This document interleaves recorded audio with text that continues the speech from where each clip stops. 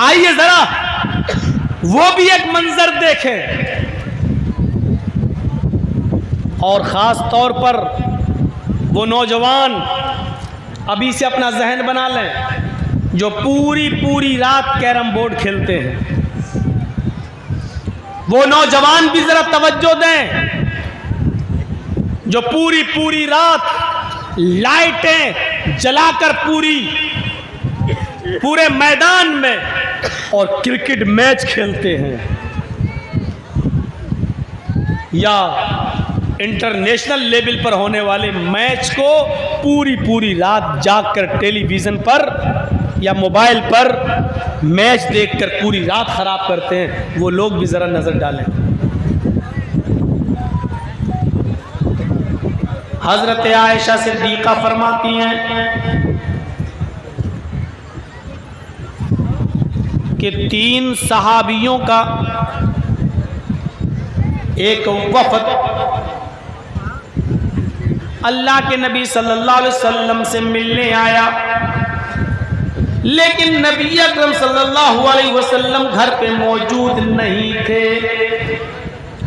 جاء 3 رہط، 3 صحابیوں پر مشتمل ایک جماعت نبی اکرم صلی اللہ علیہ وسلم کی بعض بیویوں سے ملاقات کرتی ہے۔ الى بعض بیوت النبی، یہ آیا بعض ازواج النبی، نبی صلی اللہ علیہ وسلم کی بعض بیویوں سے ملاقات کرنے کے لیے نبی نہیں ملے تو اللہ کے رسول کی کچھ بیویوں سے انہوں نے ملاقات کی اور پوچھا اللہ کے رسول کتنی نماز پڑھتے ہیں، کتنے روزے رکھتے ہیں، کتنا سوتے ہیں، رات میں کتنا اٹھتے ہیں، پوری عبادت کا حال معلوم کرنے کے لیے نبی کی بعض بیویوں سے ملاقات کرتا ہے۔ 3 صحابیوں کا ایک وفد، اور بیویوں سے ملاقات کرنے کے بعد جب یہ وفد باہر آیا، یہ تینوں صحابہ باہر آئے تو کہنے لگے کہاں اللہ کے رسول اور کہاں ہم، کہاں ہماری عبادتیں اور کہاں نبی؟ اللہ کے نبی اگر عبادت نہ بھی کریں تو چلے گا کیونکہ وہ تو جنتی ہیں، ہم کو تو اللہ کے نبی صلی اللہ علیہ وسلم سے زیادہ عبادت کرنا چاہیے۔ اللہ کے نبی صلی اللہ علیہ وسلم کی بیویوں نے نبی کی عبادت کرنے کا جو حال بتایا ہے وہ نبی کے لیے ٹھیک ہے، ہمیں نبی اکرم سے زیادہ کرنا ہے کیونکہ نبی تو بخشے بخشائے ہیں، نبی تو جنتی ہیں، ہمیں جنت میں جانے والے اعمال کرنا ہے۔ ایسا ہے ان تینوں میں سے ایک صحابی نے کیا کہا، نقشہ دیکھیے۔ ایک نے کہا ہم آج کے بعد رات بھر نماز پڑھیں گے اور کبھی سوئیں گے نہیں، ہر رات جاگیں گے اور پوری رات ہم اللہ کی عبادت میں لگے رہیں گے، ہم اللہ کی عبادت کریں گے، عشاء کی نماز کے بعد ہم مصلی پہ کھڑے ہو جائیں گے، نفل پہ نفل پڑھتے چلے جائیں گے، آج کے بعد ہم کبھی سوئیں گے نہیں، رات بھر ہم نمازوں میں گزار دیں گے۔ 3 صحابیوں میں سے ایک صحابی نے یہ کہا کہ میں رات بھر نماز پڑھوں گا اور کبھی سویا نہیں کروں گا رات میں۔ دوسرے صحابی نے کیا کہا، رات تو تم نے لے لی، رات بھر تم عبادت کرو گے کبھی نہیں سو گے، میں ہمیشہ روزہ رکھا کروں گا اور کبھی چھوڑوں گا نہیں، یعنی میں پورے دن سال کے 12 مہینے میں روزے رکھوں گا اور کبھی چھوڑوں گا نہیں، ہمیشہ میں روزہ رکھوں گا جب تک مجھے زندگی ہے اور میری جان میں جان ہے، میں روزے کو ترک نہیں کروں گا، میں ہمیشہ روزہ رکھوں گا کبھی نہیں چھوڑوں گا۔ اب تیسرا بچا، تیسرے نے کہا تم رات بھر نماز پڑھو گے، تم دن بھر روزہ رکھو گے، تو اب میں کیا کروں، دن تو تم نے لے لی، رات تم نے لے لی، میں بھی تو عبادت کرنا چاہتا ہوں۔ تو تیسرے نے بڑا عجیب ایک عبادت کا ایک تیسرا طریقہ ہے. اس نے کہا انا اعتزل النساء فلا تزوج،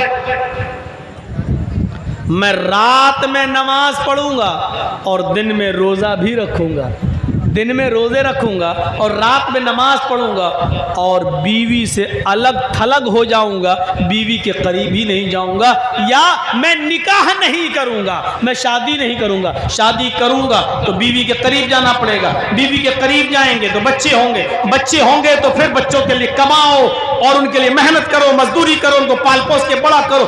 تو عبادت کا ٹائم ہمیں بیوی بچوں کی پرورش میں گزارنا پڑے. تو انا اعتزل النساء فلا اتزوج، میں نکاح ہی نہیں کروں گا، یا میں شادی نہیں کروں گا، یا میں بیوی سے الگ تھلگ ہو جاؤں گا، رات بھر نماز پڑھوں گا اور دن بھر عبادت کروں گا، روزے رکھوں گا. یہ تیسرے نے اپنا طریقہ بتایا. تو تین صحابی تین جگہ بٹ گئے. ایک نے کہا میں رات بھر نماز پڑھوں گا، دوسرے نے کہا میں دن میں روزہ رکھوں گا، کبھی چھوڑوں گا نہیں، تیسرے نے کہا میں رات میں نماز بھی پڑھوں گا اور دن میں روزہ بھی رکھوں گا اور بیوی کے قریب نہیں جاؤں گا. تین لوگوں نے تین قسم کی باتیں کہیں. رات بھر میچ کھیلنے والوں، جناب محمد الرسول اللہ کو جب اس بات کا علم ہوتا ہے کہ تین صحابہ ایسا ایسا بولے تو آپ ان تینوں کے پاس گئے، آپ ان تینوں کے پاس تشریف لے گئے اور جب ان تینوں کے پاس گئے تو آپ نے ان سے پوچھا انتم الذی قلتم کذا و کذا. یہ ہے بخاری شریف کتاب النکاح کے الفاظ، یہ ہے بخاری کی حدیث کتاب النکاح کے الفاظ. سمعت انتم الذی قلتم کذا و کذا، میں نے سنا ہے. کیا تم ہی وہ لوگ ہو جو ایسا ایسا کہہ رہے تھے؟ کیا تم ہی وہ لوگ ہو جو یہ کہہ رہے تھے کہ میں رات بھر نماز پڑھوں گا؟ کیا تم ہی میں سے وہ شخص موجود ہے جو کہہ رہا تھا میں دن بھر روزہ رکھوں گا؟ کیا تم ہی میں سے کوئی شخص ایسا ہے جو یہ کہہ رہا تھا کہ میں بیوی اور بچوں کے قریب نہیں جاؤں گا، رات میں نماز بھی پڑھوں گا اور دن میں روزہ بھی رکھوں گا؟ قالوا بلا، ہاں کیوں نہیں. ہم نے کہا اے اللہ کے نبی صاف دل کے تھے، جھوٹ نہیں بولا کرتے تھے، صاف طور پر کہہ دیا کہ ہم ہی نے ایسا ایسا کہا ہے. اللہ کے رسول نے ان تینوں سے کیا کہا؟ وہ میچ نہیں دیکھ رہے تھے، میچ کھیل بھی نہیں رہے تھے، پوری رات جیو اور ایئرٹیل کی طرف سے ملنے والا 2GB ڈاٹا بھی دیکھ کر ختم نہیں کر رہے تھے، بلکہ نماز پڑھنے کی بات اور روزہ رکھنے کی بات انہوں نے کہی تھی، نیک کام کرنے کی بات انہوں نے کہی تھی. لیکن اللہ کے رسول نے اس سے بھی منع کر دیا اور فرمایا نہیں، تم رات بھر نماز پڑھنا چاہتے ہو؟ ہاں نہیں، تم ایسا نہیں کر سکتے. تم دن بھر روزہ رکھنا چاہتے ہو ہمیشہ، تمہارے لیے یہ کام بھی غلط ہے، نہیں کر سکتے. اور اے حضرت جی، تم بیوی بچوں کو چھوڑو گے، رات میں نماز اور دن میں روزہ؟ ہاں. تو کہا کہ اچھا ایک بات بتاؤ، اللہ سے تم زیادہ ڈرتے ہو یا میں؟ صحابہ بولے اللہ کے نبی ہم کہاں، آپ سے زیادہ کون اللہ سے ڈرنے والا ہوگا؟ آپ زیادہ ڈرتے ہیں. اللہ کا خوف تمہیں زیادہ ہے یا مجھے؟ نہیں، آپ کو زیادہ ہے. تقویٰ تمہارے اندر زیادہ ہے یا میرے اندر؟ نہیں، آپ ہی کے اندر ہے. تو کہا جب میں تم میں سب سے زیادہ اللہ کا خوف کھانے والا، اللہ سے ڈرنے والا اور اللہ کا تقویٰ اپنے دل میں پیدا کرنے والا ہوں، تو میرا تو یہ حال ہے کہ میں رات کے آخری حصے میں اٹھتا ہوں، 2 حصے میں سوتا ہوں.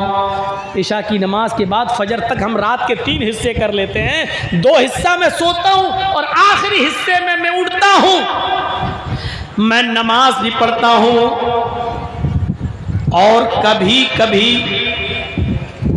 میں ایک ایک کر کے ساری بیویوں کے پاس بھی جاتا ہوں، میں بیویوں سے ملتا بھی ہوں، ان کے حقوق بھی ادا کرتا ہوں، میں رات میں سوتا ہوں، آنکھ کاٹ بھی ادا کرتا ہوں. 2/3 رات گزر جانے کے بعد آخری حصے میں رات کے اٹھتا ہوں تو میں اللہ کی عبادت بھی کرتا ہوں. میں رات میں اٹھتا ہوں، اپنی بیویوں کے پاس بھی جاتا ہوں، ان کے حقوق بھی ادا کرتا ہوں. میں مہینے میں کچھ دن نفلی روزے بھی رکھتا ہوں اور چھوڑتا بھی ہوں. میرے پاس بیوی ہے، میں بیوی کے پاس بھی جاتا ہوں، میں دن میں روزہ رکھتا بھی ہوں اور چھوڑتا بھی ہوں، میں رات میں سوتا بھی ہوں، اور 2/3 رات گزر جانے کے بعد رات میں اٹھ کر میں اللہ کی عبادت بھی کرتا ہوں۔ یہی میرا طریقہ ہے، یعنی تمہیں بھی ایسا ہی کرنا ہے۔ پوری رات نماز میں گزار رہے ہو، غلط ہے۔ ہمیشہ روزہ رکھو گے، کبھی نہیں چھوڑو گے، یہ بھی غلط ہے۔ اور بیوی بچوں کو چھوڑ کر نماز اور روزے میں پڑے رہو تو یہ بھی غلط ہے۔ فرمایا جو میں کر رہا ہوں وہی میری سنت ہے، فمن رغب عن سنتی فلیس منی۔ اگر تم نے میری سنت سے منہ موڑا، میرے طریقے پر نہ چلے، رات بھر نماز پڑھتے رہے اور دن بھر روزہ رکھتے رہے، اپنے بیوی بچوں کے قریب نہیں گئے، اپنے بیوی اور بچوں کے حقوق کو پورا نہیں کیا، فلیس منی، تو آج کے بعد تم ہم میں سے نہیں، یعنی رات بھر نماز پڑھنے کے باوجود بھی تم مسلمان نہیں کہلاؤ گے، اسلام کے اندر تمہاری انٹری نہیں ہوگی۔ غور کرو، رات بھر نمازوں میں گزار دینے والا انسان جب شریعت پہ نہیں چلتا ہے اور رات بھر نماز پڑھنے کی قسم کھا لیتا ہے تو یہ انسان اسلام سے خارج ہو رہا ہے۔ رات بھر میچ دیکھنے والے، رات بھر کیرم بورڈ کھیلنے والوں، تمہیں پوری رات کیرم بورڈ اور میچ کھیلنے میں گزارنے کی پرمیشن کہاں سے مل گئی؟ ہمارے نبی نے پوری رات نماز پڑھنے کی اجازت نہیں دی ہے، ہمارے نبی نے ہمیشہ ہر دن روزہ رکھنے کی اجازت نہیں دی ہے۔ کیرم بورڈ کھیل کر اپنا پورا دن برباد کرنے کی اور پورا میچ کھیل کر اپنی پوری رات برباد کرنے کی اجازت تمہیں کون سی شریعت میں مل گئی؟ ذرا اپنے نفس سے پوچھو، اپنے دل سے پوچھو۔ حساب و کتاب کا دن تو ایک متعین ہے، یوم الحساب، وہ تو ہونا ہی ہونا ہے۔ کبھی اپنے نفس، اپنے ضمیر، اپنے گریبانوں کا بٹن کھول کر، اپنے گریبانوں میں جھانک کر اپنے دل سے اپنا حساب لو، اپنا بھی محاسبہ کرو، احتساب نفس کرو کہ تمہیں کس نے اجازت دے دی پوری رات موبائل میں لگے رہنا، اور پوری رات جب تک یہ 2GB 4GB 5 ہم آپ استعمال نہیں کر لیں گے ہم سوئیں گے نہیں، اور ہر رات اس کو معمول بنا لینا، یہ اجازت کس نے دی؟ شریعت۔ یہ نبی اکرم کی رحمت ہے۔ اگر آپ کہتے کہ نہیں تم بہت اچھا کر رہے ہو، رات بھر نماز پڑھو گے، ٹھیک ہے، تم ہمیشہ روزہ رکھو گے، بڑا اچھا کام ہے، آپ کی رحمت کو یہ گوارا نہیں ہوا۔ ایک آدمی جب رات بھر نماز ہی پڑھتا رہے گا تو دن میں پھر وہ محنت نہیں کر پائے گا، مزدوری نہیں کر پائے گا، رزق حلال نہیں کما پائے گا، پھر وہ اپنے بیوی اور بچوں کو کیا کھلائے گا؟ اس لیے فرمایا کہ رات کا کچھ حصہ سویا بھی کرو اور آخری حصے میں اٹھ کر اللہ کی عبادت بھی کر لیا کرو۔ آپ نے ہمیشہ دن میں روزہ رکھنے کو منع کر دیا۔ جب تم دن بھر روزہ ہی رکھتے رہو گے اور ہمیشہ رکھو گے تو نحیف اور کمزور ہو جاؤ گے، تمہاری تندرست صحت خراب ہو جائے گی۔ جب صحت خراب ہو جائے گی تو تم اپنی بیوی اور بچوں کے لیے محنت نہیں کر سکتے ہو، جلدی قبر کے دہانے پر پہنچ جاؤ گے، پھر تمہاری بیوی اور بچوں کی ذمہ داری کس کی اوپر عائد ہوگی؟ رحمت للعالمین کی رحمت جوش میں آتی ہے اور آپ نے دن بھر روزہ رکھنے سے منع کر دیا ہے، آپ نے پوری رات عبادت کرنے سے منع کر دیا ہے۔ آپ نے فرمایا کہ رات کا کچھ حصہ سویا بھی کرو اور 2/3 گزر جانے کے بعد آپ اٹھ کر اللہ کی عبادت میں لگ جایا کرو۔ پھر آپ نے فرمایا کہ مہینے میں 3 روزے رکھ لیا کرو نفلی، اللہ کے یہاں ایک نیکی 10 نیکی کے برابر ہوتی ہے۔ اگر تم نے 3 روزے رکھ لیے مہینے میں تو تمہیں 30 روزوں کا ثواب ملے گا۔ ہر مہینے 3 روزے رکھ لو تو گویا کہ تم نے پورے مہینے روزے رکھ لیے ہیں۔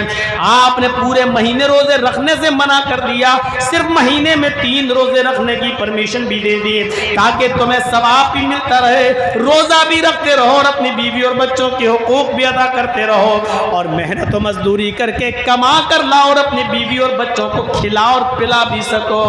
یہ رحمت للعالمین کی رحمت ہے۔